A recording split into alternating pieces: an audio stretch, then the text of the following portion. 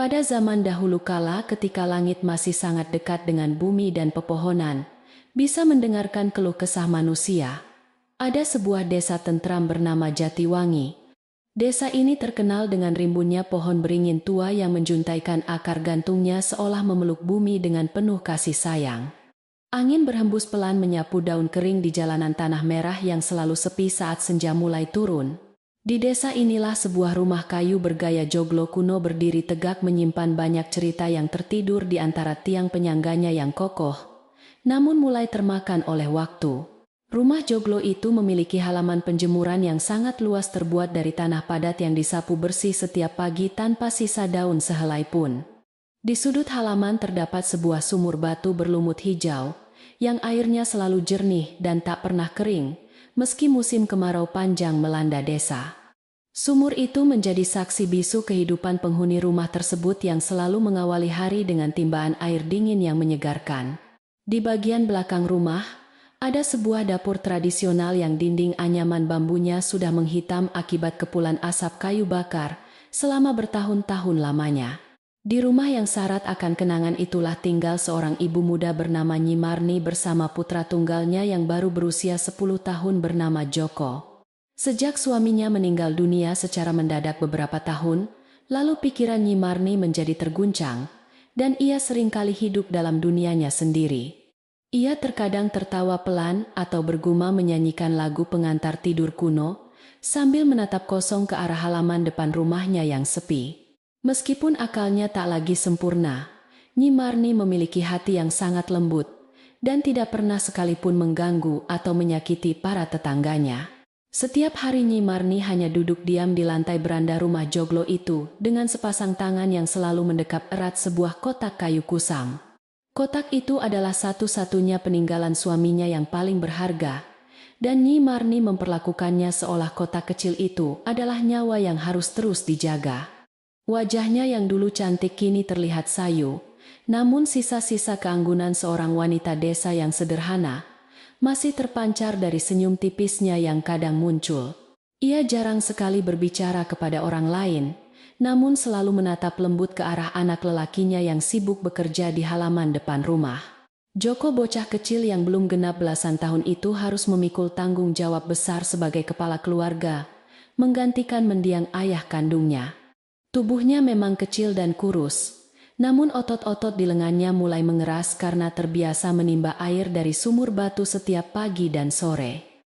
Ia menyapu halaman mencuci pakaian di pinggir sumur, dan menanak nasi di dapur berbau asap kayu bakar itu dengan sangat cekatan setiap harinya. Meskipun hidupnya berat, Joko tidak pernah mengeluh karena rasa cintanya yang begitu besar kepada ibunya yang kini hanya memiliki dirinya di dunia ini. Pagi itu udara Jatiwangi terasa sangat sejuk, saat kabut tipis masih menyelimuti atap rumah joglo dan daun-daun pohon beringin meneteskan embun sisa semalam.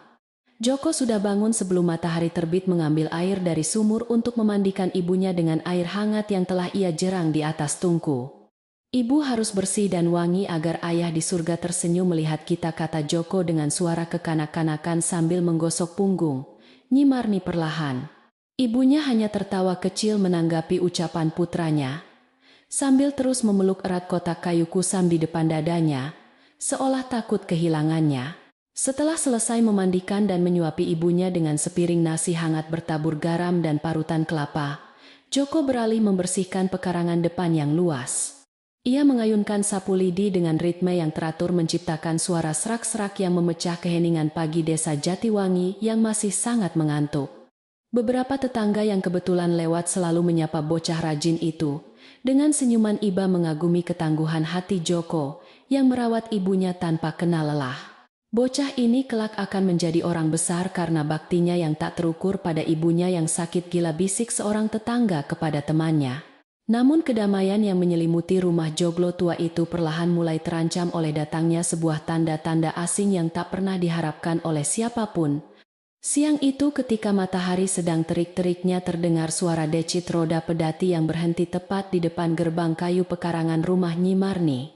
Dari atas pedati turunlah Karta, kakak kandung dari mendiang suami Nyi Marni bersama istrinya yang bernama Sulastri, dengan wajah angkuh dan pakaian mencolok. Mereka membawa beberapa koper besar dan bungkusan kain, seolah-olah merencanakan untuk tinggal dalam waktu yang sangat lama di desa terpencil tersebut. Karta adalah pria berbadan besar dengan kumis tebal yang melintang di wajahnya, sementara Sulastri adalah wanita kurus berdandan menor dengan tatapan mata tajam.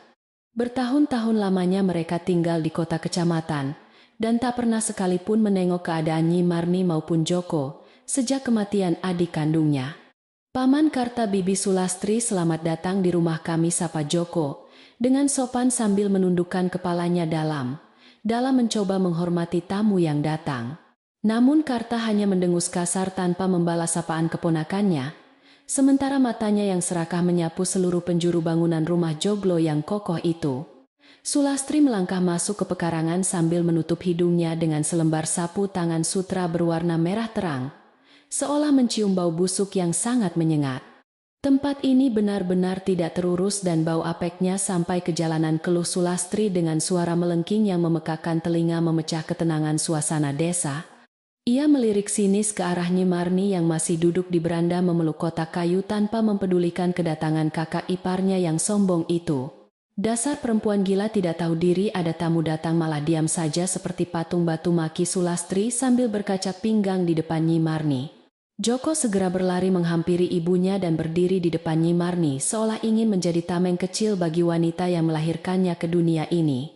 Maafkan ibu saya, Bibi. Beliau memang tidak banyak bicara sejak ayah tiada, tolong jangan marahi ibu, kata Joko dengan suara bergetar, namun tegas. Karta melangkah mendekat dan menepis bahu Joko dengan kasar, menyuruh anak kecil itu minggir dari hadapannya karena ia ingin masuk ke dalam rumah. Kami datang untuk menengok warisan leluhurku, bukan untuk melayani orang gila dan anak ingusan sepertimu, bentak Karta sambil melangkah naik ke beranda kayu.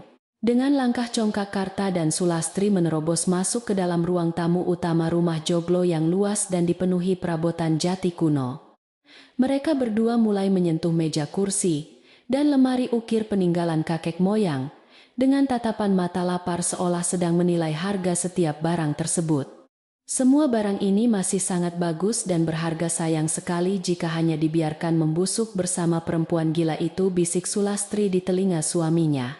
Karta mengangguk setuju sambil tersenyum licik, membayangkan betapa banyak uang yang bisa mereka dapatkan jika berhasil menguasai seluruh harta benda di rumah ini. Sementara itu di luar rumah, Nyi Marni mulai merasa gelisah dan memeluk kotak kayunya semakin erat hingga buku-buku jarinya memutih karena tekanan kuat. Ia bergumam pelan memanggil nama suaminya dengan suara lirih yang menyayat hati, seolah meminta pertolongan dari bayangan masa lalu yang tak kunjung datang. Joko duduk di sebelah ibunya mengelus punggung wanita itu dengan lembut, sambil berbisik menenangkan bahwa semuanya akan baik-baik saja dan aman. Jangan takut ibu, Joko ada di sini untuk menjaga ibu dan rumah kita, bisik bocah kecil itu, sambil menahan air matanya sendiri. Sore harinya, tanpa meminta izin terlebih dahulu, Sulastri mulai memerintahkan Joko untuk memindahkan barang-barang mereka berdua ke dalam kamar tidur utama. Kamar itu adalah tempat di mana Nyi Marni dan mendiang suaminya dulu tidur. Namun kini telah lama dibiarkan kosong karena Nyi Marni menolak masuk. Pindahkan semua koper ini ke dalam dan pastikan kau menyapu lantainya sampai bersih, mengkilap perintah Sulastri sambil menunjuk koper besarnya dengan ujung jari. Joko hanya bisa mengangguk patuh dan memanggul koper-koper berat itu satu persatu dengan napas terengah-engah tanpa berani membantah sedikit pun. Ketika malam mulai turun menyelimuti desa Jatiwangi, udara berubah menjadi sangat dingin dan suara jangkrik mulai terdengar bersahut-sahutan dari balik semak-semak. Joko menyalakan lampu minyak tanah di ruang tengah untuk menerangi rumah yang mulai gelap, sementara Nyi Marni masih duduk terdiam di sudut ruangan. Karta dan Sulastri keluar dari kamar utama dengan pakaian tidur yang bersih dan menuntut agar Joko segera menyiapkan makan malam untuk mereka berdua. Perutku sudah sangat lapar, anak pemalas, cepat siapkan makanan yang enak untuk paman dan bibimu ini, teriak Karta dari meja makan kayu jati. Joko bergegas menuju dapur tradisional yang gelap dan pengap, menyalakan tungku kayu bakar untuk menghangatkan sisa nasi dan sayur lodeh yang ia masak tadi. Ia bekerja dengan cepat di bawah cahaya remang-remang api. Tungku menyendok nasi ke piring porselen tua peninggalan keluarga yang jarang sekali digunakan. Setelah semuanya siap, ia membawa nampan berisi makanan hangat itu ke ruang tengah dan menyajikannya di depan paman dan bibinya yang terus mengomel. "Hanya makanan rendahan seperti ini yang bisa kau sajikan untuk kami," keluh Sulastri sambil menatap jijik ke arah mangkuk sayur lodeh di depannya. "Maafkan saya Bibi, hanya ini bahan makanan yang tersisa di dapur kami. Besok saya akan memancing ikan di sungai," jawab Joko dengan kepala tertunduk. Karta mendengus dan mulai menyendok makanan ke dalam mulutnya karena perutnya memang sudah sangat keroncongan setelah menempuh perjalanan jauh dari kota kecamatan siang tadi. Nyi Marni yang duduk di sudut ruangan tiba-tiba tertawa pelan melihat Karta makan dengan rakus, membuat pria berkumis tebal itu menghentikan kunyahannya. "Mengapa perempuan gila ini menertawakanku? Apakah dia menaruh racun di dalam makanan ini?" bentak Karta sambil menggebrak meja makan dengan sangat keras. "Tidak Paman.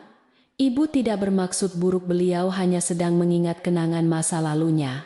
"Tolong jangan marah," ucap Joko, ketakutan sambil memohon ampun pada pamannya. Sulastri melempar sendoknya ke atas piring, dan berdiri berkacak pinggang menatap Nyi Marni dengan tatapan penuh kebencian yang menyala-nyala di bawah cahaya lampu. "Kehadiran perempuan ini benar-benar membawa sial bagi rumah ini. Pantas saja kehidupan kalian berdua sangat miskin dan menyedihkan," caci Sulastri tanpa perasaan belas kasihan. Nyi Marni tidak mempedulikan makian itu, ia hanya menunduk dan mencium kotak kayu di pelukannya sambil tersenyum manis seolah sedang membuai bayi. Penderitaan Joko dan ibunya belum berakhir malam itu, karena Karta tiba-tiba menyatakan bahwa mereka tidak boleh tidur di dalam rumah utama lagi. "Mulai malam ini, kau dan ibumu yang gila itu harus tidur di bangunan dapur belakang, agar bau busuk kalian tidak mengganggu kami," perintah Karta. Joko terkejut mendengar perintah kejam itu, karena dapur belakang hanyalah bangunan berdinding bambu tipis yang sangat dingin jika angin malam desa berhembus kencang. "Tapi Paman, malam ini udara sangat dingin. Ibu bisa jatuh sakit jika tidur di sana," protes Joko dengan sisa-sisa keberanian yang ia miliki. "Jangan berani membantah perintahku, ini adalah rumah milik keluarga besarku, dan aku berhak menentukan siapa yang tidur di mana," bentak Karta sambil melotot. Sulastri menambahkan ancaman suaminya dengan mengatakan bahwa mereka akan diusir dari tanah tersebut jika Joko berani melawan aturan baru yang ditetapkan pamannya. Dengan langkah gontai dan hati hancur, Joko memapah ibunya berjalan menuju dapur belakang yang sempit dan gelap, sambil membawa selembar tikar pandan tipis.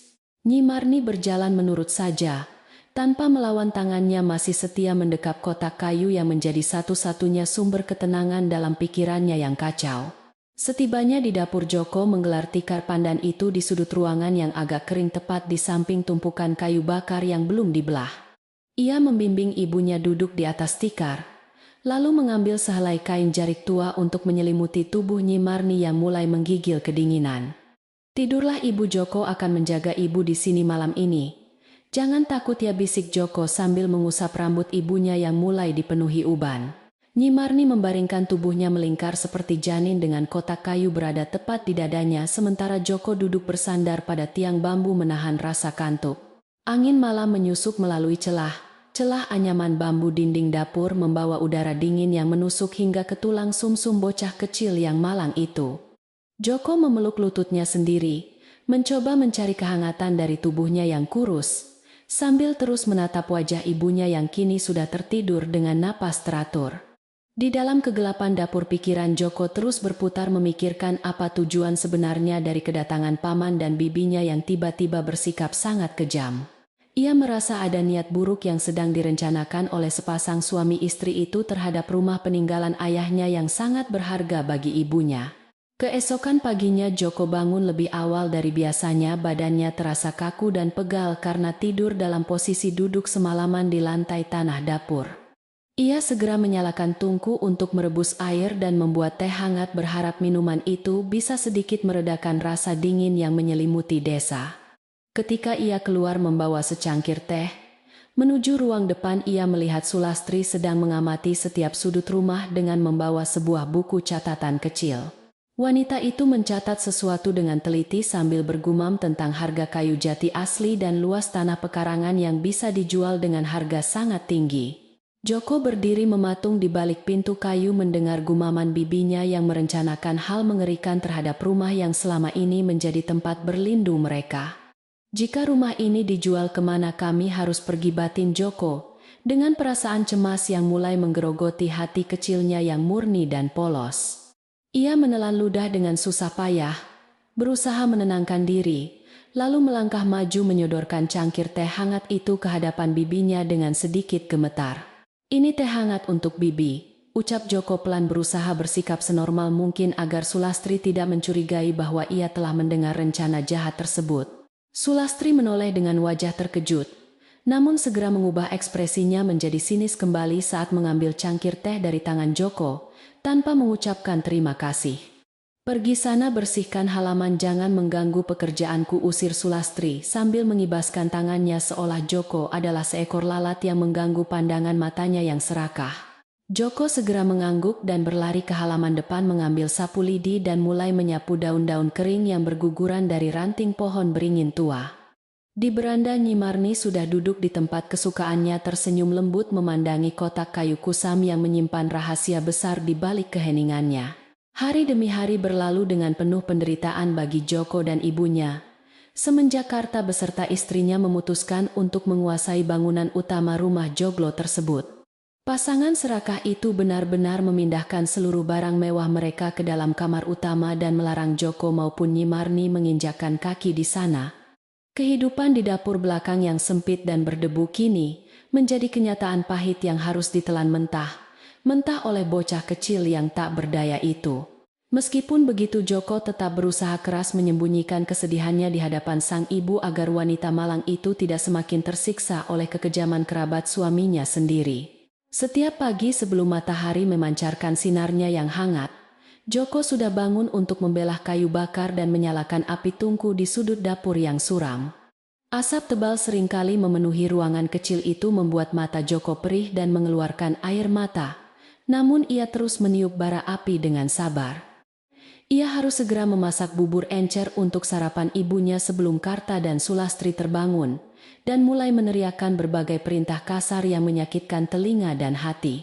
Nyi Marni biasanya hanya duduk memeluk lutut di atas tikar pandan menatap kosong ke arah nyala api sambil sesekali mengusap kotak kayu kesayangannya dengan lembut.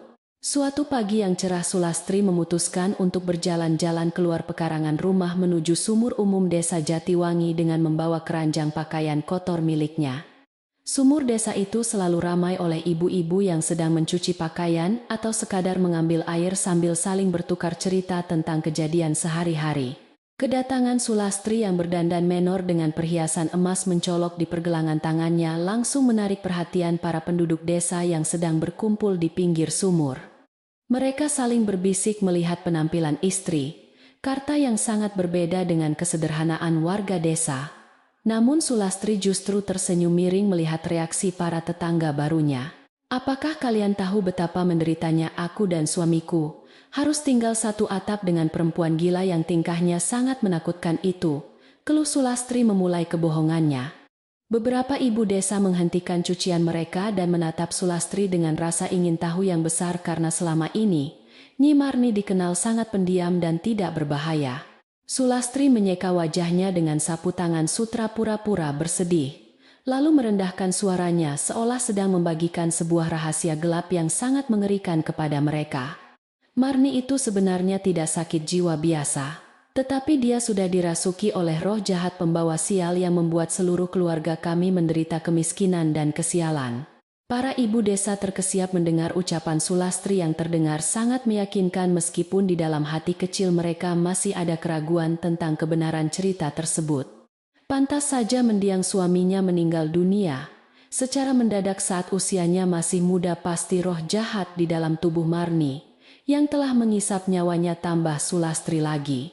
Ia juga mengatakan bahwa kotak kayu tua yang selalu dipeluk oleh Nyi Marni adalah tempat persembunyian iblis yang akan mengutuk siapa saja yang berani mendekatinya. Bisik-bisik ketakutan mulai terdengar di antara para wanita desa yang mudah percaya pada cerita tahayul dan desas-desus yang belum terbukti kebenarannya. Sejak hari itu angin perubahan yang buruk mulai berhembus melintasi jalanan tanah merah desa Jatiwangi membawa serta benih-benih ketakutan ke dalam hati warga. Penduduk desa yang biasanya ramah dan sering menyapa Joko kini mulai menghindar dan menundukkan pandangan mereka saat berpapasan dengan bocah kecil yang rajin itu. Bahkan anak-anak sebayanya dilarang keras oleh orang tua mereka untuk bermain di dekat pekarangan rumah Joglo karena takut terkena kutukan dari perempuan gila tersebut. Joko merasakan perubahan sikap para tetangganya dengan sangat jelas. Namun ia tidak mengerti apa kesalahan yang telah ia perbuat hingga semua orang menjauhinya. Suatu sore ketika Joko sedang berjalan pulang dari sungai dengan membawa ember berisi air bersih, ia berpapasan dengan beberapa ibu tetangga di persimpangan jalan. Joko tersenyum ramah dan menganggukkan kepalanya dengan sopan. Namun para wanita itu justru bergegas melangkah pergi sambil menutupi hidung mereka seolah Joko membawa penyakit menular. Anak pembawa sial itu pasti sudah tertular ilmu hitam dari ibunya yang gila, kita harus berhati-hati. Jangan sampai keluarga kita terkena imbasnya. Bisik seorang ibu. Joko menghentikan langkahnya dan menunduk sedih mendengar bisikan kejam itu, menahan air mata yang mulai menggenang di pelupuk matanya yang lelah dan merah. Setibanya di rumah penderitaan, Joko semakin bertambah ketika Paman Karta mulai memarahinya karena pulang terlalu lambat dan belum menyiapkan air panas untuk mandi. Dasar anak tidak berguna, kerjamu hanya berkeliaran di luar, sementara rumah ini berantakan, cepat ambilkan air panas, sebelum aku memukul punggungmu dengan rotan, ancam Karta. Joko segera berlari ke dapur belakang tanpa mengucapkan sepatah kata pun, tidak berani membantah pria besar yang kini berkuasa penuh atas rumah leluhurnya. Nyi Marni yang duduk di sudut dapur hanya menatap anaknya dengan sorot mata sedih, seolah mengerti penderitaan yang sedang dialami oleh buah hatinya. Meskipun tubuhnya terasa sangat lelah, dan hatinya hancur oleh perlakuan kasar paman serta tatapan sinis warga desa, Joko tetap menyelesaikan pekerjaannya dengan sangat teliti. Ia merebus air, mengantarkannya ke kamar mandi, dan kemudian kembali ke dapur untuk menumbuk bumbu masak menggunakan cobak batu tua peninggalan neneknya yang berat. Bau harum bawang merah dan kemiri yang ditumbuk halus sedikit menenangkan pikiran Joko yang sedang kalut memikirkan nasib ibu dan rumahnya yang terancam direbut. Ia menanak nasi putih dan membuat kuah sayur bening yang sederhana, berharap ibunya bisa makan dengan lahap malam ini dan kembali tersenyum tenang. Malam itu setelah Karta dan Sulastri tertidur pulas di kamar utama yang nyaman, Joko duduk menemani ibunya di teras belakang, menghadap ke kebun gelap.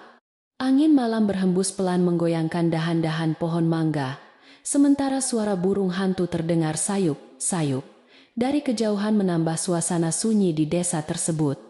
Nyi Marni bersandar di bahu kecil putranya, dengan tenang kedua tangannya masih setia memeluk kotak kayu kusam, yang seolah menjadi bagian dari tubuhnya sendiri. Ibu, jangan dengarkan apa yang dikatakan orang-orang desa, ibu adalah orang paling baik di dunia ini. Dan Joko sangat menyayangi ibu, bisik Joko lembut.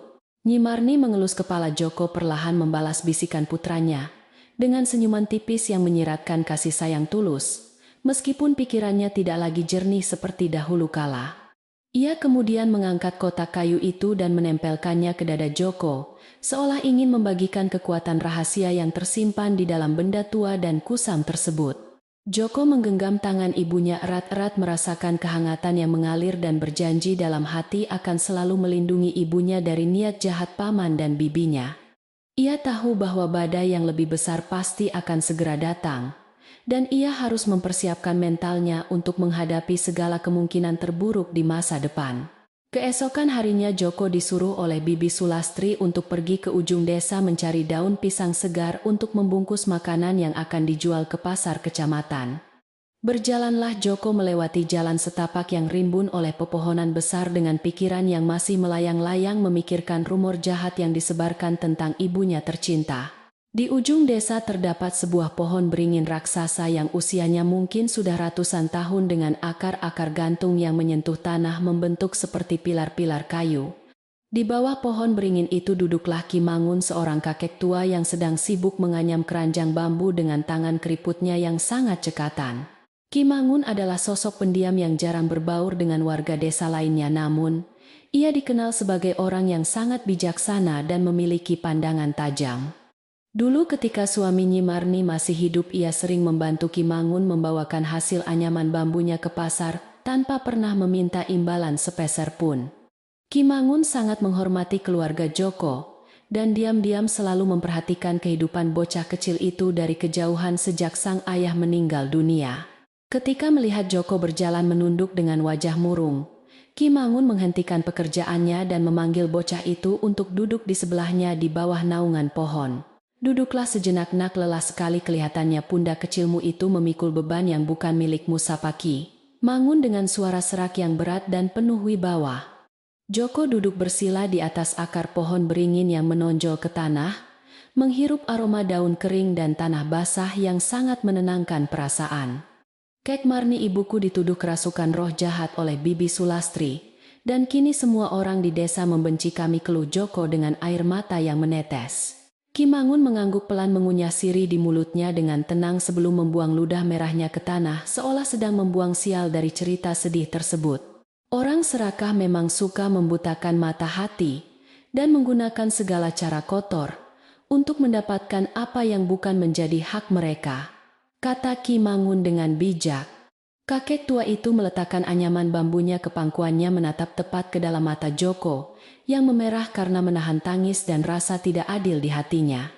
"Paman dan bibimu datang bukan karena rindu, mereka datang karena mencium bau uang dari rumah dan tanah luas peninggalan kakek moyangmu yang sah milik ibumu." Joko terkejut mendengar perkataan Ki Mangun, karena selama ini ia belum pernah memikirkan sejauh itu tentang niat asli di balik kedatangan paman dan bibinya.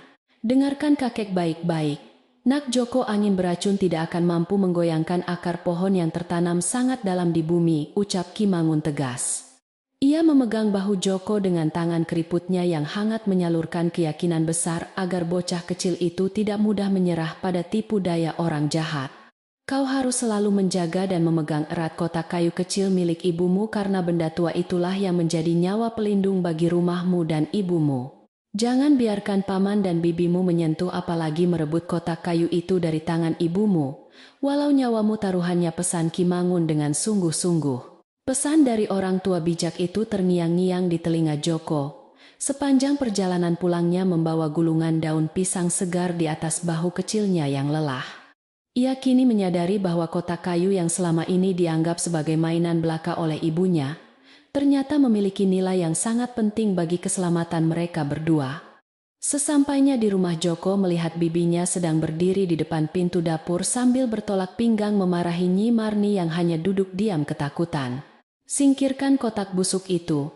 Dasar perempuan gila, benda itu pasti membawa kutukan kemiskinan ke rumah ini," teriak Sulastri mencoba merebut kotak dari pelukan Marni.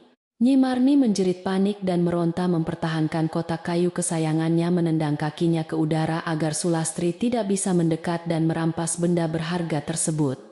Joko segera melemparkan daun pisangnya ke tanah dan berlari sekencang mungkin menerjang tubuh bibinya hingga wanita kurus itu terhuyung ke belakang dan hampir jatuh.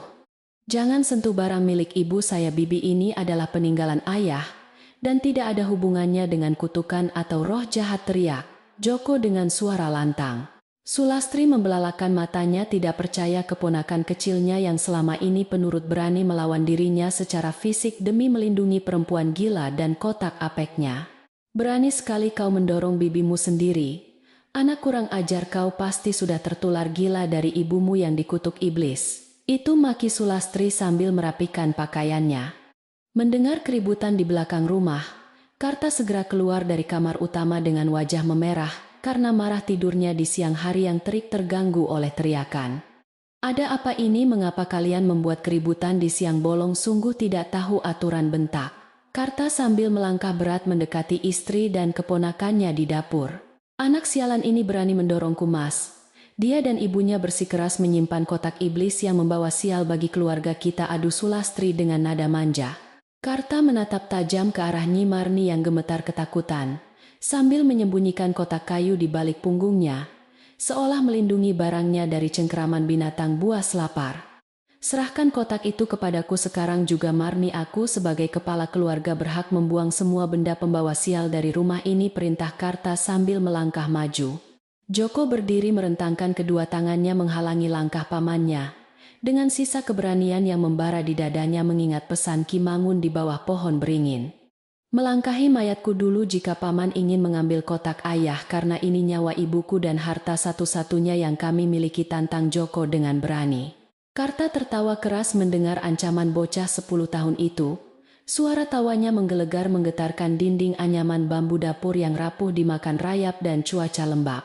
Kau pikir tubuh kecilmu itu bisa menghentikanku? Anak tikus, minggir sebelum aku menendangmu sampai ke jalanan desa, Eja. Karta sambil mengangkat tangan besarnya bersiap memukul. Namun sebelum tangan Karta mendarat di wajah Joko, tiba-tiba terdengar suara petir menggelegar dari langit. Padahal saat itu matahari sedang bersinar sangat terang benderang. Suara petir tunggal di siang bolong itu membuat Karta dan Sulastri terkejut. Bukan main, menghentikan niat buruk mereka seketika karena merasa ketakutan akan pertanda alam. Orang-orang tua di desa Jatiwangi selalu percaya bahwa petir di siang bolong tanpa awan mendung adalah teguran langsung dari leluhur yang sedang marah besar. Karta menurunkan tangannya dengan ragu, wajahnya memucat dan keringat dingin mulai menetes dari dahinya. Menyadari bahwa mungkin ada kekuatan tak kasat mata yang melindungi rumah ini. Cepat selesaikan tugasmu membungkus makanan anak nakal, urusan kita belum selesai, ancam Karta dengan suara gemetar. Mencoba menutupi rasa takutnya sebelum menarik tangan istrinya kembali ke depan. Sulastri mengikuti suaminya dengan langkah gontai.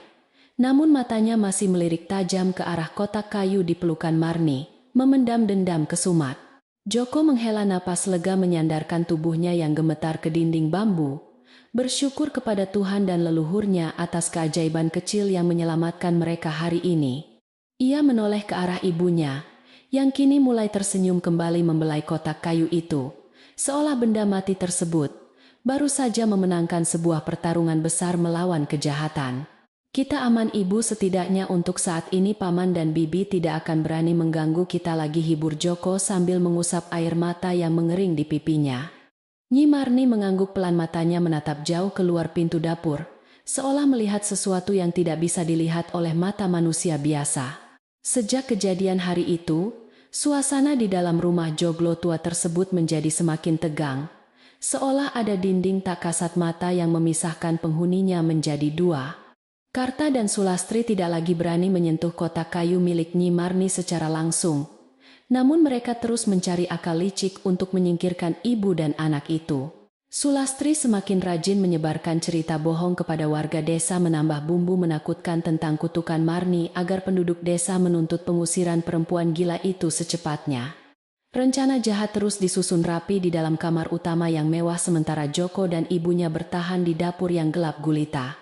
Awan kelabu perlahan mulai menggumpal di langit desa Jatiwangi, menandakan bahwa musim hujan akan segera tiba membawa serta badai besar yang siap menyapu segalanya tanpa ampun. Udara berubah menjadi lembab dan angin berhembus semakin kencang menggugurkan lebih banyak daun beringin menutupi atap rumah joglo yang menjadi saksi bisu keserakahan manusia dan ketabahan hati. Joko menatap langit mendung dari celah dinding bambu dapur, menggenggam tangan ibunya dengan erat, berdoa agar mereka diberi kekuatan untuk menghadapi badai besar yang sesungguhnya. Ia tahu paman dan bibinya tidak akan menyerah begitu saja sebelum berhasil menguasai seluruh harta warisan peninggalan leluhur mereka yang sangat berharga. Musim hujan akhirnya benar-benar turun menyelimuti desa Jatiwangi dengan awan hitam yang menggantung rendah di atas atap rumah joglo. Rintik air membasahi tanah merah mengubahnya menjadi lumpur licin yang membuat orang enggan keluar dari rumah mereka yang hangat. Angin berhembus membawa hawa dingin menusuk tulang menyapu dedaunan basah di halaman depan yang kini jarang disapu bersih oleh Joko. Suasana muram ini seakan menjadi cerminan dari ketegangan yang semakin memuncak di dalam rumah peninggalan leluhur yang kini dikuasai keserakahan. Karta dan Sulastri tampak semakin gelisah merencanakan siasat licik untuk menyingkirkan ibu dan anak itu dari sana. Di dalam kamar utama yang nyaman, Sulastri bolak-balik dengan wajah penuh kecemasan palsu sambil membongkar isi lemari pakaiannya. Ia melempar kain jarik dan kebaya mahalnya ke lantai kayu jati menciptakan pemandangan berantakan yang sengaja ia buat-buat sendiri. Suaminya Karta duduk di tepi ranjang dengan dahi berkerut memperhatikan tingkah istrinya yang sedang mempersiapkan sebuah sandiwara besar yang kejam. Kita harus membuat warga desa percaya bahwa perempuan gila itu benar-benar berbahaya dan merugikan kita, bisik Sulastri dengan mata licik. Karta mengangguk setuju, menyadari bahwa hanya dengan cara kotor inilah mereka bisa mengusir Nyi Marni secara sah. Keesokan paginya saat hujan masih turun rintik-rintik, terdengar suara jeritan melengking dari arah kamar utama yang mengagetkan seluruh isi rumah. Sulastri berlari keluar menuju ruang tengah sambil menangis. Histeris merobek-robek ujung kebayanya agar terlihat seperti orang yang sedang sangat menderita. Kalung emasku hilang, kalung peninggalan ibuku yang sangat mahal itu lenyap dari dalam kotak perhiasan, teriak Sulastri dengan suara dibuat-buat. Karta segera keluar dari kamar, berpura-pura terkejut, dan marah besar mendengar pengakuan istrinya tentang perhiasan yang tiba-tiba raib itu. Pasti ada pencuri yang masuk ke rumah kita tadi malam, bentak Karta dengan suara menggelegar. Joko yang sedang berada di dapur belakang segera berlari ke ruang tengah dengan wajah pucat. Pasti mendengar keributan paman dan bibinya. Nyi Marni mengikuti putranya dengan langkah tertatih-tatih, sambil terus memeluk kotak kayu kusamnya dengan erat di depan dada. "Ada apa paman bibi? Mengapa kalian berteriak, teriak pagi-pagi begini?" tanya Joko dengan suara gemetar melihat wajah marah pamannya. Sulastri menunjuk tepat ke wajah Nyi Marni dengan jari telunjuknya yang berhias cincin emas berkilauan, menyiratkan tuduhan yang sangat kejam. "Ibumu yang gila itu pasti yang telah mencuri kalung emasku tadi malam saat kita sedang tidur lelap," tuduh Sulastri. Joko membelalakan matanya tidak percaya mendengar tuduhan keji yang dilontarkan oleh bibinya kepada sang ibu yang sama sekali tidak bersalah. "Ibu saya tidak mungkin mencuri bibi. Jangankan mengambil barang milik orang lain, berjalan ke kamar utama pun beliau sangat takut," bantah Joko. Karta melangkah maju mendekati keponakannya dengan wajah merah. Pada mengangkat tangannya seolah siap memukul bocah kecil yang berani melawan itu. "Jangan membela pencuri, anak sialan ibumu yang gila itu selalu memeluk kotak kayunya. Pasti dia menyembunyikan kalung emas bibimu di dalamnya." Nyi Marni semakin ketakutan dan bersembunyi di belakang punggung kecil putranya mencari perlindungan. "Serahkan kotak busuk itu sekarang juga Marni, biar aku periksa isinya untuk membuktikan bahwa kau memang pencuri yang licik," bentak Karta. Ia berusaha meraih kotak kayu yang dipeluk erat oleh Nyi Marni, namun wanita malang itu meronta dan menjerit ketakutan dengan sangat keras. Joko langsung menjatuhkan dirinya ke lantai memeluk kaki pamannya sambil menangis tersedu-sedu memohon agar pria besar itu menghentikan tindakan kasarnya. "Tolong paman, jangan sakiti ibuku, beliau tidak tahu apa-apa tentang kalung emas itu. Saya mohon, ampuni kami," ratap Joko penuh air mata. Karta menendang tubuh kecil Joko hingga bocah itu terpelanting ke sudut ruangan. Sulastri tersenyum sinis melihat keponakannya yang menangis kesakitan di lantai, merasa puas karena rencananya untuk menyiksa mental mereka berjalan sangat lancar. "Ini adalah bukti bahwa kalian memang keluarga pencuri yang membawa aib bagi nama baik leluhur," kita caci Sulastri dengan suara lantang. Ia sengaja membuka pintu depan rumah lebar-lebar, agar suara keributan mereka bisa terdengar oleh para tetangga yang kebetulan sedang lewat. Beberapa warga desa yang sedang berteduh di warung seberang jalan mulai menoleh dan berjalan mendekat ke arah pekarangan rumah untuk melihat keributan. Berita tentang hilangnya kalung emas segera menyebar dari mulut ke mulut dengan cepat. Warga desa yang selama ini sudah termakan hasutan Sulastri mulai berbisik. Bisik penuh kecurigaan menatap Nyi Marni dengan pandangan jijik dan marah. Sudah gila, ternyata Marni juga seorang pencuri yang tidak tahu diuntung, benar-benar wanita pembawa sial, bisik seorang tetangga kepada temannya.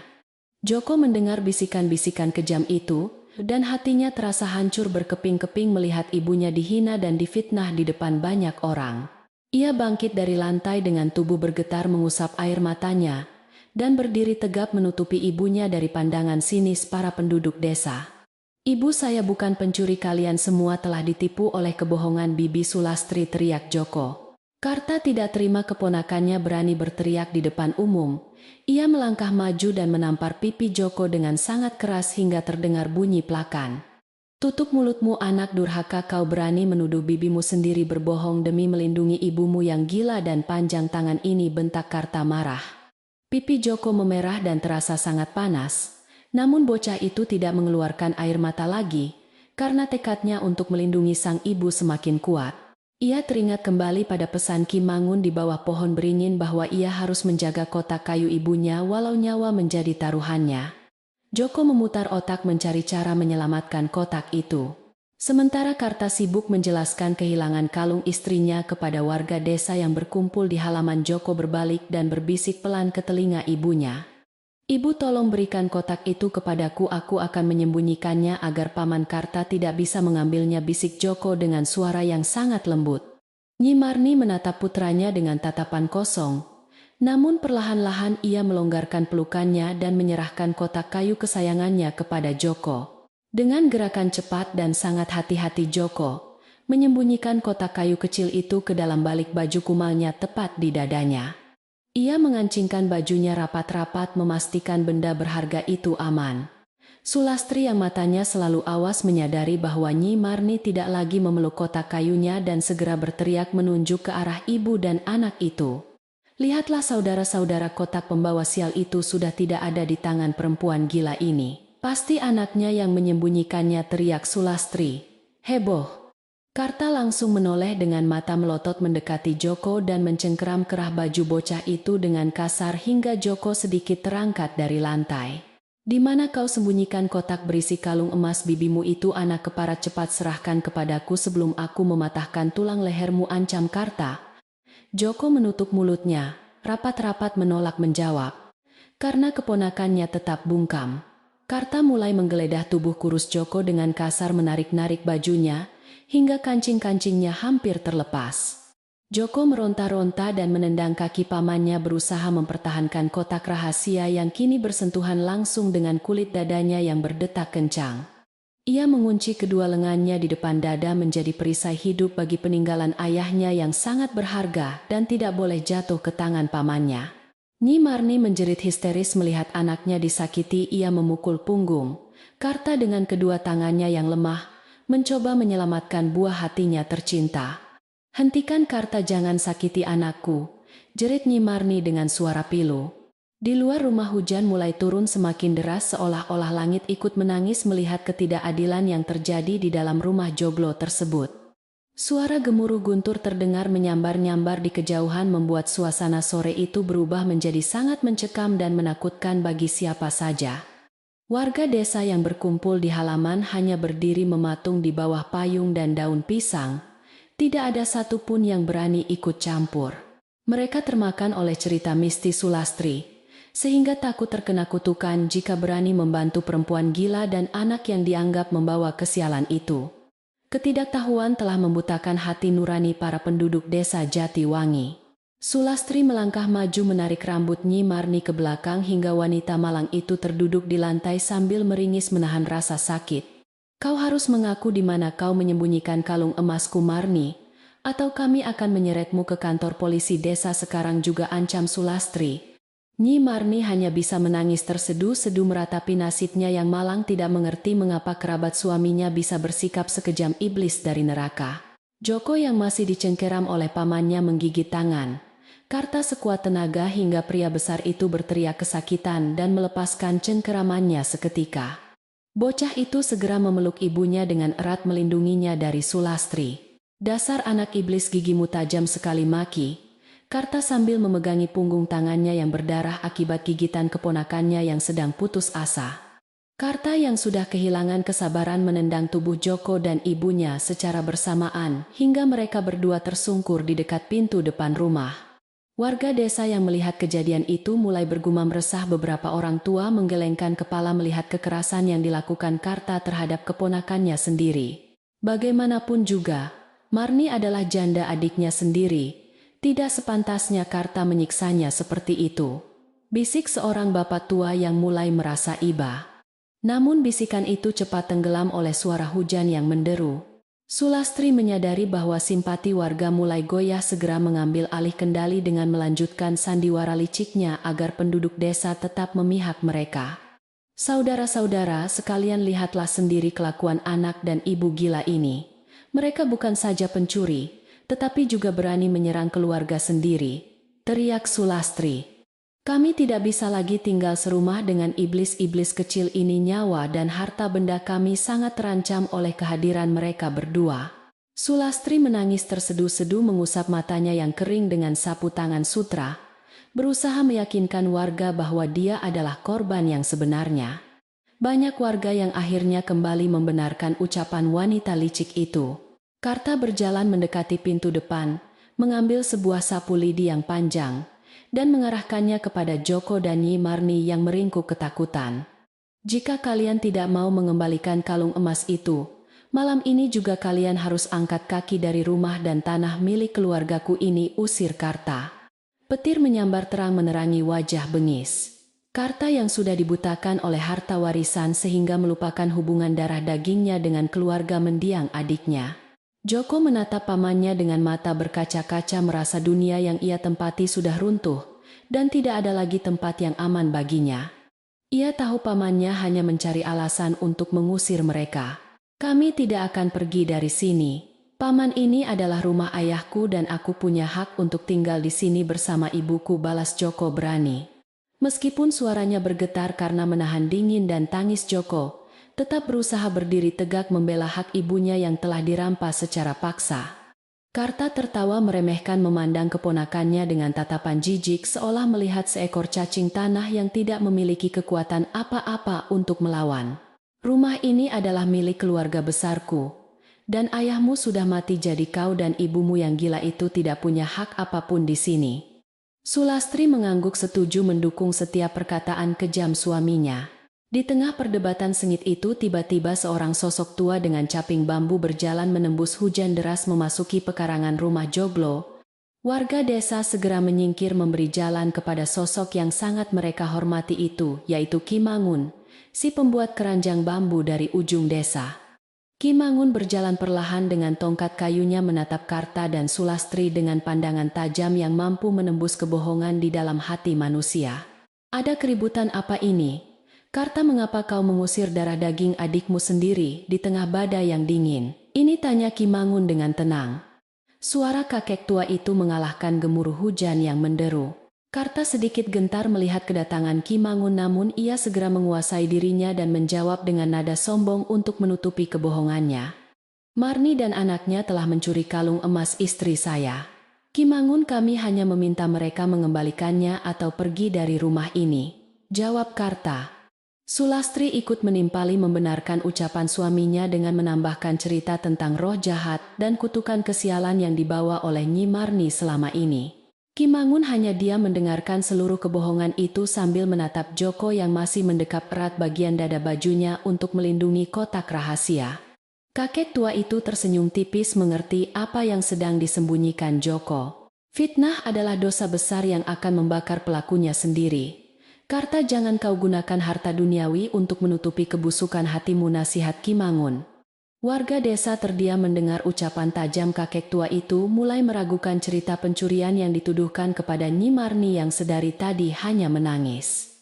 Sulastri yang merasa tersudut segera berteriak marah, menuduh Ki Mangun ikut campur dalam urusan keluarga mereka dan membela seorang pencuri yang gila. Orang tua ini pasti sudah disogok oleh Marni untuk membelanya. Jangan dengarkan omong kosongnya warga, sekalian teriak Sulastri dengan suara melengking di tengah hujan. Karta mengepalkan tangannya menahan amarah yang meledak.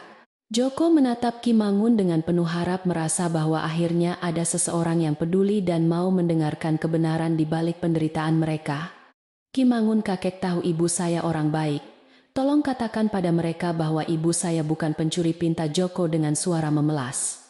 Ki Mangun mengangguk pelan, melangkah mendekati Joko dan meletakkan tangan keriputnya di atas kepala bocah itu untuk memberikan ketenangan batin yang dalam.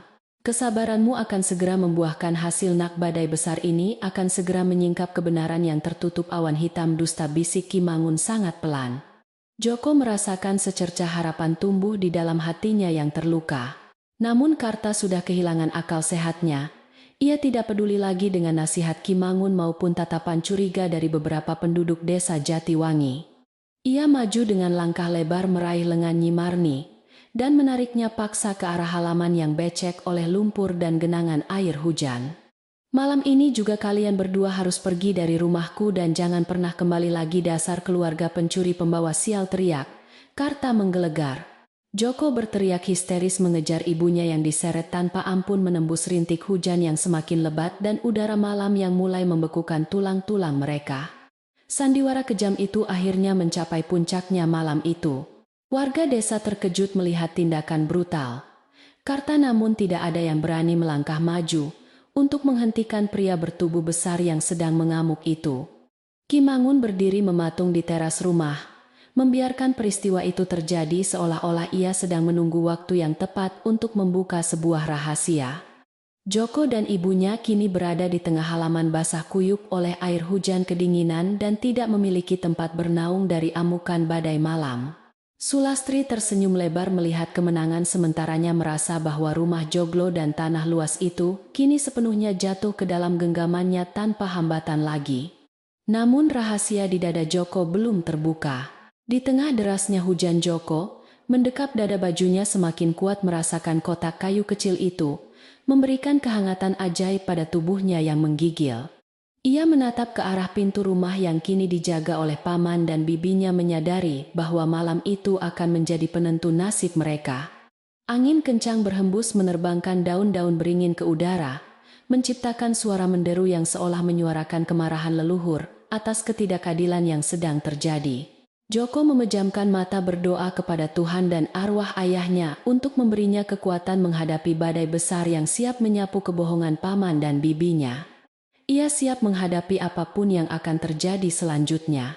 Malam itu hujan badai mengamuk dengan sangat beringas menghantam atap rumah joglo dan menggenangi halaman tanah merah desa Jatiwangi. Karta tanpa memiliki belas kasihan sedikit pun terus menyeret tubuh lemah Nyi Marni menembus lumpur dingin menuju pintu gerbang pekarangan. Joko meronta-ronta dan berlari mengikuti ibunya sambil menangis histeris, memohon pamannya untuk menghentikan siksaan kejam di tengah malam buta itu. Warga desa yang berteduh di sekitar pekarangan hanya bisa menyaksikan kekejaman tersebut dengan perasaan campur aduk antara takut dan kasihan. Kilat menyambar terang memperlihatkan wajah bengis Karta yang sudah dibutakan oleh ambisi menguasai seluruh harta warisan. Sulastri berdiri di teras rumah dengan senyum sinis yang mengembang di bibir merahnya, merasa menang atas keluarga kecil yang malang itu. Ia melipat kedua tangannya di depan dada, menyaksikan Nyi Marni yang terduduk menggigil di atas tanah berlumpur dalam keadaan basah kuyup. Malam ini adalah akhir dari segala penderitaan kita mengurus perempuan gila pembawa sial ini. Mas, biarkan saja mereka mati kedinginan di luar sana. Teriakan Sulastri menembus deru angin malam yang menusuk tulang, membuat beberapa warga desa mulai merasa muak dengan kelakuan kejam wanita pendatang tersebut. Hati nurani perlahan mulai menyentuh penduduk desa yang selama ini diam. Tiba-tiba, terdengar suara langkah kaki yang berat, dan tergesa-gesa mendekati kerumunan warga di depan pekarangan rumah tua tersebut. Kepala desa Jatiwangi, seorang pria parubaya yang bijaksana bernama Pak Danarta, datang menerobos hujan dengan membawa sebuah obor besar. Siapa yang berbuat keributan dan mengusir warganya sendiri di tengah badai sebesar ini? Tegur Pak Danarta dengan suara lantang penuh wibawa. Warga segera membuka jalan, memberikan ruang bagi pemimpin desa mereka untuk melihat langsung kekejaman yang sedang dilakukan oleh Karta dan istrinya. Ki Mangun yang sejak tadi berdiri diam kini berjalan menghampiri Pak Danarta. Karta sedikit terkejut melihat kehadiran kepala desa, namun ia segera memasang wajah angkuh untuk menutupi rasa gugup di dalam hatinya.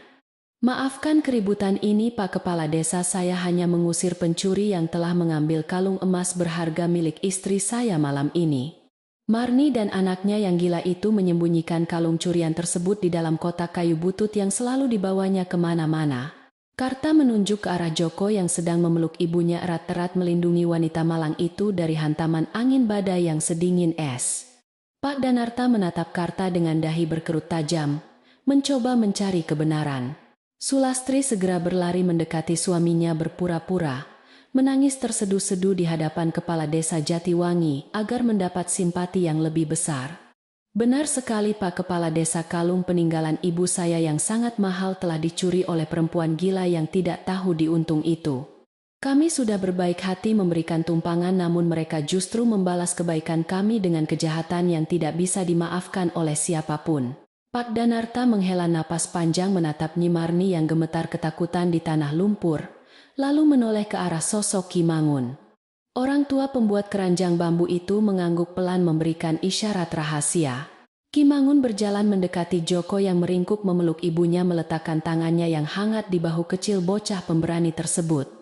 Joko, berdirilah nak, ini adalah saat yang tepat untuk membuktikan bahwa ibumu bukanlah seorang pencuri seperti yang dituduhkan pamanmu itu. Keluarkan kotak kayu kesayangan ibumu dari balik bajumu, dan tunjukkan isinya kepada Pak Kepala Desa beserta seluruh warga desa malam ini. Joko menatap mata kakek tua itu mencari keberanian, lalu ia mengangguk pelan dan melepaskan pelukannya dari Nyi Marni yang sedang menggigil. Warga desa menahan napas penasaran menunggu kebenaran yang akan segera terungkap di sana. Dengan tangan yang gemetar karena kedinginan, Joko perlahan-lahan membuka kancing bajunya yang basah kuyup oleh air hujan malam itu. Ia mengeluarkan kotak kayu kusam peninggalan mendiang ayahnya, yang sedari tadi ia sembunyikan dengan aman di depan dadanya yang berdetak kencang. Karta membelalakan matanya melihat kotak itu segera mengambil langkah maju untuk merebutnya secara paksa dari tangan keponakannya yang sangat lemah.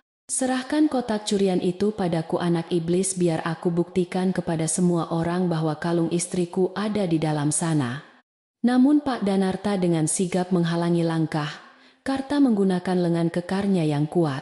Jangan bertindak kasar di hadapanku. Karta, biarkan bocah itu sendiri yang membuka kotak kayunya di depan mata kita semua, tegur Pak Danarta.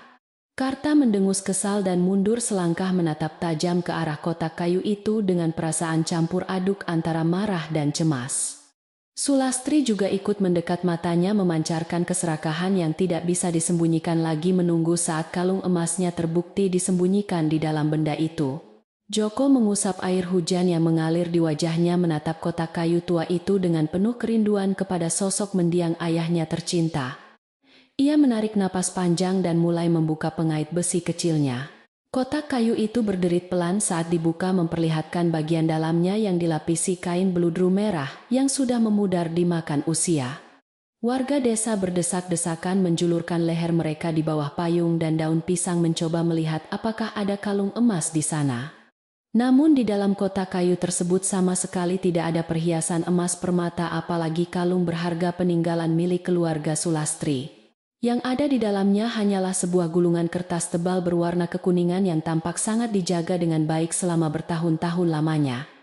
Sulastri terkesiap memucat melihat isi kotak yang tidak sesuai dengan kebohongannya selama ini. Karta berteriak marah menunjuk gulungan kertas itu, menuduh Joko telah memindahkan kalung emas istrinya ke tempat lain sebelum diperiksa malam ini. Anak licik ini pasti sudah membuang kalungnya ke suatu tempat. Kalian tidak bisa mempercayai penipu kecil ini, teriak Karta dengan suara panik. Pak Danarta tidak mempedulikan teriakan Karta. Ia membungkuk dan mengambil gulungan kertas tebal itu dari dalam kotak kayu dengan sangat hati-hati. Kepala desa membuka gulungan kertas itu, mendekatkannya ke arah cahaya obor yang menyala terang di tengah rintik hujan yang mulai mereda. Ia membaca tulisan di atas kertas itu dengan mata terbelalak kaget. Saudara-saudara, sekalian dengarkan saya baik-baik, seru Pak Danarta, dengan suara lantang yang mengalahkan sisa-sisa suara gemuruh guntur malam itu. Surat ini bukanlah kertas sembarangan, ini adalah surat wasiat resmi yang ditulis oleh mendiang suami Marni sebelum beliau meninggal dunia dahulu. Di sini tertulis dengan sangat jelas dan sah bahwa seluruh hak kepemilikan atas rumah joglo ini beserta sebidang tanah luas di sekitarnya, semuanya diserahkan sepenuhnya kepada istri tercintanya Nyi Marni dan putra kandung satu-satunya Joko tanpa ada campur tangan dari pihak manapun. Warga desa terdiam seribu bahasa mendengar fakta mengejutkan tersebut. Pak Danarta membalikan kertas tersebut, menunjukkan bagian bawahnya yang berisi tanda tangan serta cap jempol darah yang telah mengering seiring waktu. Di surat wasiat ini juga tertera cap jempol almarhum dan tanda tangan saya sendiri sebagai saksi sah dari pemerintah desa Jatiwangi. Almarhum secara khusus menuliskan larangan keras bagi saudara kandungnya yang bernama Karta untuk mengklaim atau menginjakan kaki di tanah warisan ini. Beliau sudah menduga bahwa Karta akan kembali dari kota untuk merebut harta peninggalannya secara paksa dengan menghalalkan segala macam cara kotor.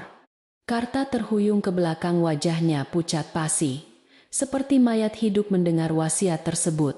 Sulastri menggelengkan kepalanya dengan panik, menolak percaya bahwa rencana liciknya untuk menguasai rumah dan tanah luas itu telah hancur berantakan malam ini. Itu surat palsu Pak Kepala Desa, Marni pasti telah memalsukan dokumen itu untuk merampok hak suamiku sebagai saudara tertua. Teriak Sulastri. Pak Danarta menatap wanita itu dengan sorot mata tajam, yang membuat nyali Sulastri ciut seketika di bawah guyuran hujan badai desa. Saya sendiri yang menjadi saksi penulisan wasiat ini di balai desa. Apakah kau berani menuduh kepala desa berbohong di depan warganya sendiri? Sulastri langsung menutup mulutnya rapat-rapat, tubuhnya bergetar hebat karena ketakutan. Namun bagaimana dengan kalung emasku yang hilang? Marni tetaplah seorang pencuri gila yang mengambil harta milikku, elak Sulastri mencoba mencari celah terakhir. Kimangun melangkah maju menatap tepat ke arah mata Sulastri yang mulai liar mencari dukungan dari warga yang kini berbalik membencinya. Kebenaran tidak bisa disembunyikan selamanya. Sulastri, alam semesta selalu memiliki cara untuk membongkar kebusukan hati manusia yang serakah, ucap Kimangun tenang. Tiba-tiba, seekor anjing liar desa berlari kencang menerobos kerumunan warga, menabrak tubuh kurus Sulastri hingga wanita licik itu terjatuh ke tanah. Suasana mendadak menjadi sangat kacau oleh jeritan kaget dari Sulastri. Ketika Sulastri terjatuh terguling di atas tanah, berlumpur sesuatu terlempar keluar dari balik saku rahasia di dalam kebayanya yang basah kuyup. Benda kuning keemasan itu jatuh ke tanah berbunyi gemerincing pelan dan memantulkan cahaya api obor dengan sangat jelas di mata warga. Itu adalah seuntai kalung emas yang sangat berkilau, persis seperti perhiasan yang sejak pagi tadi diklaim telah dicuri oleh Nyi Marni. Semua pasang mata langsung tertuju pada kalung emas yang tergeletak kotor di atas lumpur tepat di dekat lutut Sulastri yang gemetar. Kebohongan kejam yang dirangkai sejak pagi akhirnya terbongkar dengan sangat memalukan.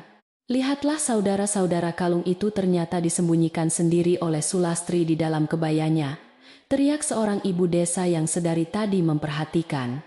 Warga desa langsung riuh rendah menyuarakan kemarahan dan kekecewaan mereka karena telah ditipu mentah-mentah oleh pasangan suami istri dari kota itu. Ternyata selama ini merekalah yang jahat, mereka memfitnah Marni yang malang hanya untuk mengusirnya dan merampas rumah ini, maki warga lainnya. Karta menatap istrinya dengan kemarahan luar biasa, merasa harga dirinya telah dihancurkan berkeping-keping di depan seluruh penduduk desa kelahirannya sendiri. Rahasia kotor mereka kini sudah terhampar luas seperti sampah di jalanan.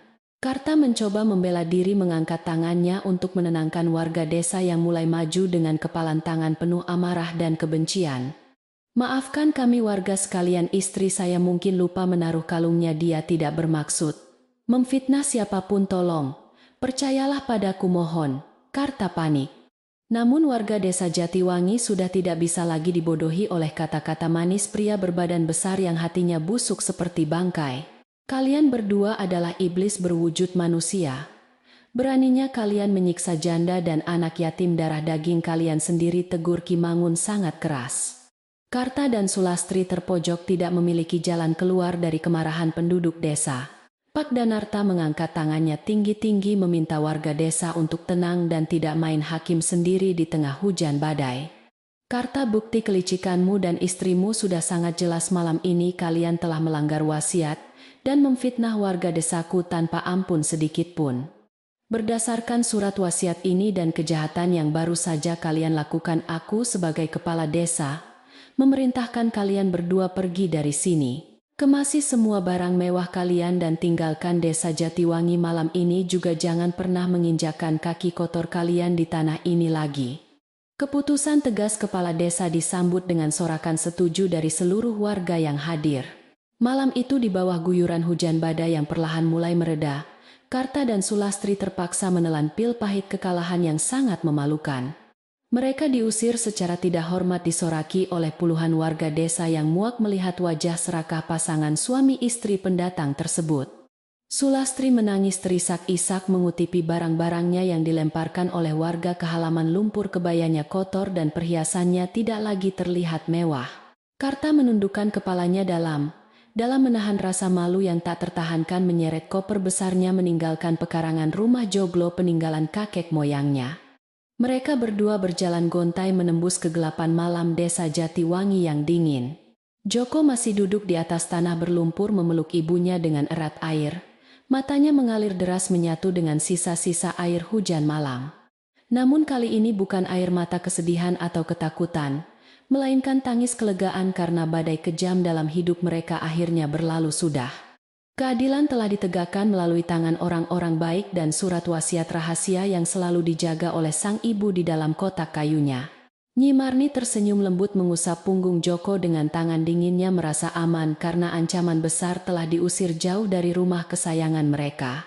Ia mencium kening putranya dengan penuh kasih sayang yang sangat murni. Beberapa ibu desa yang sebelumnya termakan fitnah Sulastri kini mendekati Nyi Marni dan Joko dengan wajah penuh rasa bersalah yang mendalam. Mereka berjongkok memeluk Nyi Marni dan meminta maaf sambil menangis menyesali kebodohan mereka yang sempat membenci janda malang tanpa dosa tersebut. "Maafkan kami, Marni, maafkan kami Joko. Kami sudah sangat buta dan percaya pada omong kosong ular berbisa dari kota itu," sesal mereka. Joko tersenyum tulus menganggukkan kepalanya mengisyaratkan bahwa ia memaafkan semua orang desa yang sempat berbuat tidak adil kepadanya dan sang ibu. Hati anak kecil itu terlalu suci untuk menyimpan dendam yang berlarut-larut. Pak Danarta mengulurkan tangannya membantu Joko berdiri dari tanah lumpur, menepuk pundak anak laki-laki itu dengan rasa bangga yang luar biasa. "Kau adalah anak yang sangat berani dan berbakti. Joko, ayahmu di alam sana pasti sangat bangga melihat ketangguhan hatimu malam ini," puji Pak Danarta. Ki Mangun juga ikut tersenyum hangat melihat bocah kecil yang berhasil mempertahankan harga diri dan hak milik keluarganya dari keserakahan manusia. "Rumah ini sekarang aman seutuhnya milik kalian berdua. Nak, rawatlah ibumu dan rumah peninggalan ini dengan baik," pesan Ki Mangun dengan suara lembut. Joko mengangguk mantap mengucapkan terima kasih kepada semuanya. Warga desa bergotong royong membantu membersihkan sisa-sisa keributan di halaman, membawakan pakaian kering dan makanan hangat untuk Joko dan ibunya. Mereka kembali membuka pintu rumah joglo utama, menyalakan lampu minyak menerangi ruangan yang kini terasa lebih hangat dan damai tanpa kehadiran Karta. Nyi Marni dibimbing masuk ke dalam kamar utama tempat tidur, yang seharusnya menjadi haknya sejak dulu direbahkan di atas kasur yang empuk. Kotak kayu kesayangannya diletakkan dengan aman di atas meja kecil di samping tempat tidurnya, menjadi lambang cinta abadi yang menyelamatkan keluarga mereka. Kedamaian yang sempat terampas paksa kini telah kembali seutuhnya ke rumah itu. Malam badai yang sangat panjang itu akhirnya ditutup dengan suasana kekeluargaan yang erat antara penghuni rumah joglo dan warga desa Jatiwangi. Keserakahan Karta dan kelicikan Sulastri telah dihukum oleh kebenaran yang tidak bisa dikalahkan, memberikan pelajaran berharga bagi seluruh penduduk desa yang menyaksikannya. Hujan di luar sana mulai mereda, menyisakan suara tetesan air dari atap daun dan nyanyian jangkrik yang menyambut kembalinya ketenangan alam pedesaan. Joko duduk di tepi tempat tidur menatap ibunya yang kini sudah terlelap tidur dengan senyum damai menghiasi wajah lelahnya yang mulai menua. Esok hari matahari akan bersinar lebih terang dari sebelumnya, membawa harapan baru. Pagi hari setelah badai berlalu, udara desa Jatiwangi terasa sangat sejuk dan segar, membawa aroma tanah basah yang menenangkan pikiran. Matahari terbit perlahan dari ufuk timur, memancarkan sinar keemasan yang menerobos sela-sela rimbunnya dedaunan pohon beringin tua di ujung desa. Cahaya hangat itu menyinari atap rumah joglo yang kini berdiri tegak dengan penuh kebanggaan, seolah baru saja memenangkan pertempuran besar. Burung-burung liar mulai berkicau riang bersahutan dari dahan ke dahan, merayakan kembalinya kedamaian yang sempat terampas oleh keserakahan manusia. Kehidupan baru yang penuh harapan kini terbentang luas di depan mata keluarga kecil itu. Di dalam dapur tradisional yang selama beberapa hari terakhir menjadi tempat pengasingan yang menyedihkan, kini kembali dipenuhi oleh kehangatan sejati. Beberapa ibu tetangga datang sejak subuh membawa kayu bakar kering dan menyalakan api tungku untuk memasak air serta bubur kacang hijau. Asap putih mengepul harum berpadu dengan aroma pandan dan gula aren menciptakan suasana kekeluargaan yang sangat kental dan menyentuh hati. Mereka bekerja berdampingan tanpa banyak bicara, hanya saling melempar senyum tulus yang menggantikan ribuan kata maaf atas kesalahpahaman kemarin. Dapur yang gelap itu kini terang benderang oleh cahaya kebaikan dari hati para warga.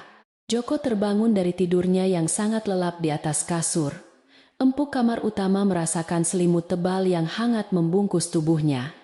Ia mengucek matanya yang masih mengantuk menatap langit-langit kamar kayu jati yang diukir indah, teringat kembali pada kejadian semalam. Bocah kecil itu segera menoleh ke samping dan melihat ibunya masih tertidur pulas dengan wajah yang sangat tenang tanpa beban. Kotak kayu kesayangan ibunya terletak rapi di atas meja kecil tepat di sebelah tempat tidur menjadi penjaga setia dalam setiap lelap. Joko tersenyum lega menyadari bahwa semua penderitaan mengerikan itu bukanlah mimpi belaka, namun sudah berakhir. Perlahan-lahan Nyi Marni membuka matanya, yang sayu mengerjap-ngerjap menyesuaikan diri dengan cahaya matahari pagi yang masuk melalui jendela. Sorot matanya kini terlihat jauh lebih jernih dan tenang, tidak lagi dipenuhi oleh bayangan ketakutan atau tatapan kosong yang menyayat hati. Ia menoleh ke arah Joko dan mengulurkan tangannya yang lembut untuk mengusap pipi putranya dengan penuh kasih sayang seorang ibu. "Selamat pagi anakku, sayang apakah kau tidur dengan nyenyak semalam?" sapa Nyi Marni dengan suara yang sangat pelan namun terdengar nyata. Joko mengangguk cepat, air mata kebahagiaan menetes membasahi pipinya karena ibunya mulai berbicara normal kembali. Pagi itu warga desa bergotong royong membersihkan sisa-sisa ranting patah dan daun beringin yang berserakan di pekarangan rumah Joglo.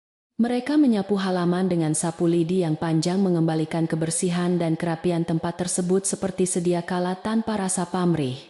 Beberapa pria dewasa memperbaiki atap dapur belakang yang bocor akibat tertiup badai semalam agar Joko dan ibunya merasa lebih nyaman. Suara palu yang memukul paku terdengar berirama, menggantikan suara petir yang menakutkan, menyatukan semangat kebersamaan yang sempat terputus oleh fitnah licik. Desa Jatiwangi kembali menunjukkan jati dirinya sebagai tempat yang penuh dengan kedamaian dan rasa persaudaraan. Seorang tetangga perempuan berjalan mendekati kamar utama sambil membawa sebuah mangkuk besar berisi bubur kacang hijau yang masih mengepul hangat. "Permisi Marni, aku bawakan sarapan untukmu dan Joko, makanlah agar badan kalian kembali kuat setelah semalaman kedinginan di luar," ucapnya lembut. Nyi Marni menerima mangkuk tersebut dengan senyuman yang sangat tulus, menganggukkan kepalanya sebagai tanda terima kasih yang dalam dari lubuk hati. Aroma pandan yang harum seketika memenuhi ruangan mengundang selera makan Joko yang perutnya memang sudah berbunyi sejak pagi tadi.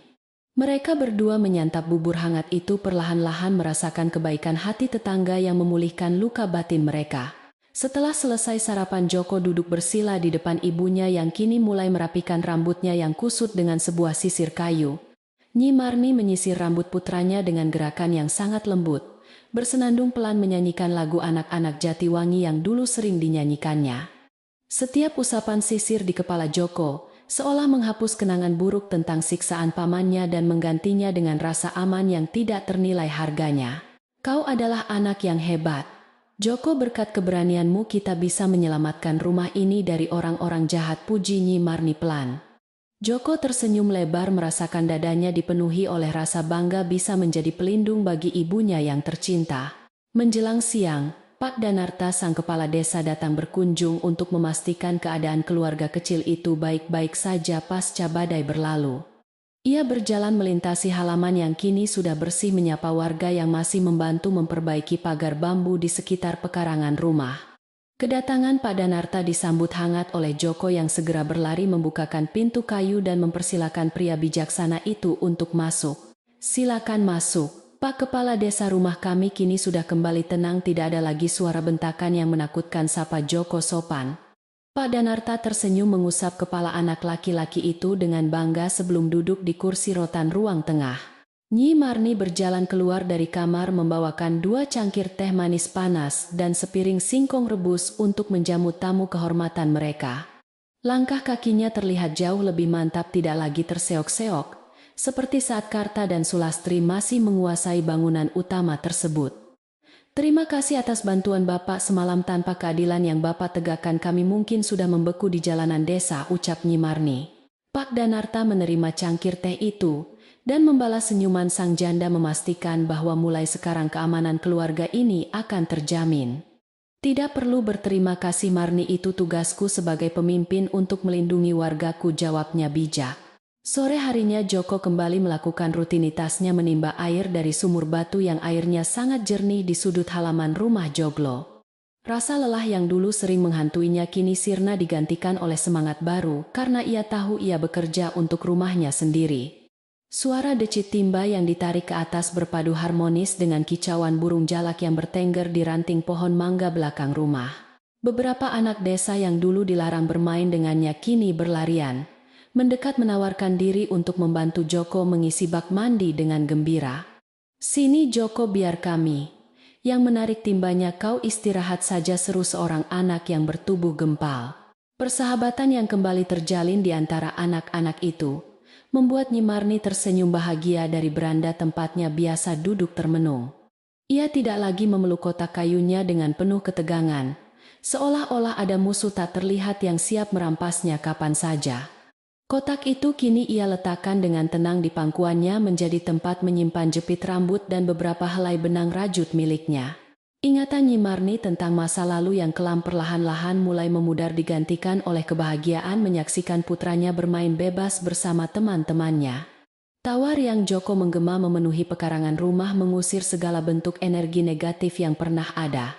Saat matahari mulai condong ke arah barat menciptakan langit berwarna jingga keemasan, Ki Mangun muncul berjalan perlahan menuju rumah Joglo. Orang tua bijaksana yang telah membantu mengungkap kebenaran itu membawa 2 buah keranjang bambu baru yang sangat indah untuk keluarga Joko. Kakek datang membawa hadiah kecil, semoga keranjang ini berguna untuk menyimpan pakaian bersih kalian, sapa Ki Mangun sambil meletakkan keranjang tersebut. Joko segera mencium punggung tangan pria tua itu dengan sangat hormat, sementara Nyi Marni menyambutnya dengan senyuman dan anggukan kepala. Mereka bertiga duduk di beranda menikmati udara sore yang tenang sambil mengobrol ringan tentang masa depan. "Ibumu kini sudah banyak berubah Joko," kesedihan di matanya telah hilang sepenuhnya dan kewarasannya telah kembali pulih, puji Ki Mangun. Ia mengunyah sirih pinangnya dengan santai menikmati kedamaian desa yang mengalir alami tanpa ada lagi rekayasa jahat dari manusia serakah. Joko memeluk ibunya dari samping menempelkan kepalanya pada lengan Nyi Marni yang kini terasa hangat dan penuh dengan energi kehidupan. "Benar kek, ibu tidak lagi bergumam sendiri, dan beliau merawatku dengan sangat baik seperti dulu kala," jawab Joko dengan riang gembira. Badai sungguh telah membersihkan hal-hal buruk, membawa kejernihan pikiran yang selama ini tertutupi awan kelabu. Malam pun turun perlahan-lahan menutupi desa Jatiwangi dengan tirai kegelapan yang dihiasi oleh jutaan bintang bertaburan di langit bersih. Di dalam dapur tradisional api, tungku kayu bakar kembali menyala terang menerangi wajah Joko dan ibunya yang sedang memasak makan malam. Aroma ikan asin yang digoreng garing berpadu sempurna dengan wangi nasi putih yang baru matang mengundang perut untuk segera diisi. Kali ini Nyi Marni yang mengambil alih tugas memasak, sementara Joko bertugas meniup bara api bambu, agar nyalanya tetap stabil. Suasana di dalam dapur terasa sangat hangat dan menyenangkan, jauh dari kesan suram yang pernah tercipta. Nyi Marni menyajikan makanan sederhana itu di atas tikar pandan yang digelar di ruang tengah diterangi oleh lampu minyak antik. Mereka duduk berhadapan menikmati setiap suapan nasi dan ikan asin dengan rasa syukur yang sangat mendalam kepada Sang Pencipta alam. "Ikan asin buatan ibu adalah yang paling enak di seluruh desa ini," puji Joko, sambil mengunyah makanannya dengan sangat lahap. Nyi Marni tertawa pelan mendengar pujian putranya. Tangannya sibuk memilah duri ikan sebelum meletakkannya ke atas piring kecil milik Joko. Cinta kasih seorang ibu selalu terpancar dari setiap tindakan sederhana yang dilakukannya untuk memastikan kebahagiaan buah hatinya tercinta. Setelah selesai makan malam, mereka duduk di teras depan menikmati angin sepoi-sepoi yang membawa kesejukan ke dalam rumah Joglo. Joko menyandarkan kepalanya ke pangkuan ibunya mendengarkan cerita kuno tentang pahlawan desa yang berani melawan kejahatan demi melindungi orang lemah. Suara Nyi Marni yang kini stabil dan berirama indah menjadi obat penenang yang sangat ampuh bagi jiwa Joko yang lelah. Bintang-bintang di langit berkedip-kedip seolah menjadi saksi bisu kebahagiaan yang akhirnya dirasakan oleh keluarga kecil yang malang ini. Tidak ada lagi rasa was-was ataupun ancaman dari kerabat serakah yang menginginkan kejatuhan mereka demi setumpuk harta peninggalan. Waktu perlahan merayap menuju tengah malam, namun kedamaian yang menyelimuti rumah itu membuat penghuninya enggan untuk beranjak masuk ke kamar. Di pos ronda tak jauh dari pekarangan, beberapa pria desa sedang berkumpul sambil menyeruput kopi hitam dan mengisap rokok cengkeh. Mereka berbincang-bincang tentang kejadian luar biasa yang menimpa keluarga Marni, menyadari betapa berbahayanya fitnah dan keserakahan dalam kehidupan manusia. Karta dan Sulastri pasti sedang menderita di luar sana tanpa tujuan karena ulah jahat mereka sendiri, gumam seorang pria. Pelajaran berharga ini akan terus dikenang oleh warga Jatiwangi agar tidak mengulangi perbuatan keji tersebut di masa depan. Hari-hari berikutnya kehidupan Nyi Marni dan putranya berjalan sangat damai layaknya air sungai jernih yang mengalir membelah persawahan hijau. Warga desa mulai rutin mengunjungi rumah joglo tersebut membawakan hasil panen seperti sayuran segar dan buah-buahan yang manis rasanya. Nyi Marni menyambut setiap tamu dengan senyuman tulus melupakan masa lalu saat mereka pernah memandangnya dengan sebelah mata dan penuh kebencian. Hatinya yang sangat lembut telah memaafkan semua kesalahan tetangganya membuktikan bahwa cinta kasih sejati selalu mampu mengalahkan kejahatan sebesar apapun. Joko selalu mendampingi ibunya belajar banyak hal tentang kebesaran jiwa dari wanita yang melahirkannya. Di pasar kecamatan kabar tentang nasib Malang, Karta dan Sulastri yang diusir dari desa mulai terdengar menjadi buah bibir masyarakat. Konon pasangan suami istri yang sangat serakah itu kini hidup menderita di pinggiran kota kehilangan semua harta benda akibat hutang. Kesombongan dan kebohongan mereka telah dibayar lunas oleh hukum alam yang tidak pernah salah dalam menjatuhkan hukuman kepada pembuat dosa. Mereka tidak berani kembali ke Jatiwangi menyadari bahwa pintu maaf telah tertutup rapat bagi orang yang tega menyiksa keluarga sendiri. Kabar burung itu menjadi pengingat keras bagi siapa saja yang berniat mengambil hak milik anak yatim. Musim berganti kemarau yang hangat menggantikan musim penghujan yang dingin membawa panen padi berlimpah bagi para petani di desa Jatiwangi. Joko mulai belajar menanam sayuran di pekarangan belakang rumah dibantu oleh pamannya yang merupakan adik angkat dari mendiang ayahnya dulu. Lahan yang dulu hanya dipenuhi semak belukar kini berubah menjadi kebun sayur subur yang menghasilkan bayam kangkung dan kacang panjang. Nyi Marni selalu menyiapkan minuman segar untuk Joko yang sedang bekerja keras menggarap tanah warisan tersebut dengan penuh semangat. Kebun kecil itu kini menjadi sumber kehidupan baru yang sangat mencukupi kebutuhan sehari-hari keluarga mereka, tanpa kekurangan suatu apapun. Suatu sore, Joko menemukan kembali kotak kayu kusam milik ibunya yang diletakkan berdampingan dengan Al-Quran tua peninggalan sang kakek. Ia membelai tutup kayunya perlahan mengingat kembali malam badai mengerikan saat kotak kecil inilah yang menjadi penentu nasib kehidupan mereka. Kotak ini bukan sekadar wadah penyimpan kertas wasiat, tetapi simbol dari keteguhan hati seorang ibu yang berjuang dalam kesunyian jiwanya. Joko berjanji dalam hati bahwa ia akan merawat kotak bersejarah ini hingga akhir hayatnya dan meneruskannya kepada anak cucunya kelak. Sebuah benda mati yang menyimpan 1001 kenangan tentang cinta pengorbanan dan perlindungan tulus dari arwah sang ayah di surga. Bulan berganti tahun Joko kini telah tumbuh menjadi seorang remaja yang tangguh berbakti dan sangat dihormati oleh seluruh masyarakat Jatiwangi. Ia tidak hanya mengurus kebun warisannya, tetapi juga rajin membantu pekerjaan penduduk desa yang sedang membutuhkan tenaga tambahan tanpa dibayar. Nyi Marni selalu mengawasinya dari beranda rumah tersenyum bangga, melihat putranya tumbuh menjadi replika sempurna dari sang mendiang suami tercinta. Setiap malam mereka masih sering duduk bersama memandang indahnya langit berbintang yang selalu menyelimuti desa dengan keajaiban yang tak terlukiskan. Kedamaian telah benar-benar mengakar kuat di pekarangan rumah joglo itu tidak tergoyahkan oleh ujian apapun yang mungkin akan datang. Menjelang senja di sebuah warung kopi di ujung jalan desa sekumpulan orang tua sedang menikmati minuman hangat sebelum kembali pulang. Pak Danarta sang kepala desa dan Ki Mangun tampak duduk mengobrol santai, memandangi rimbunnya pohon beringin yang daunnya mulai menguning. Angin sore berhembus sangat lembut membawa kedamaian yang seolah menjadi irama kehidupan abadi bagi masyarakat pedesaan yang bersahaja dan jujur. Pandangan Ki Mangun tertuju jauh ke arah atap kayu rumah joglo milik keluarga Marni yang berdiri megah diterangi cahaya senja.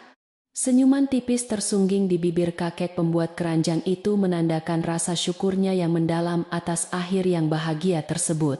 Tuhan tidak pernah tidur, hukum karma akan selalu membalas perbuatan manusia dengan sangat adil, tanpa pernah melewatkan satu detail pun.